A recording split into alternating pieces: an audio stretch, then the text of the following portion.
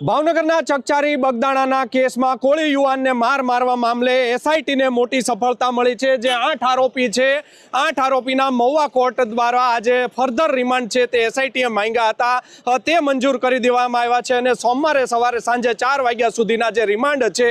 તે કોર્ટ દ્વારા મંજૂર કરવામાં આવ્યા છે। એસઆઈટીની જે ટીમ છે તે હાલ ભાવનગર જિલ્લા જેલ ખાતે આવી પહોંચી છે અને જે 8 આરોપી છે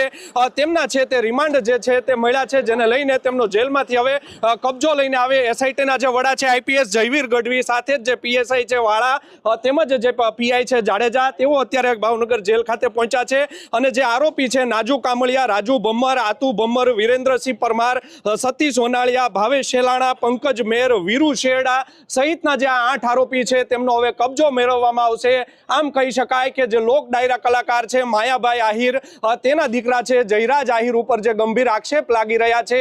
તેની મુશ્કેલીમાં હવે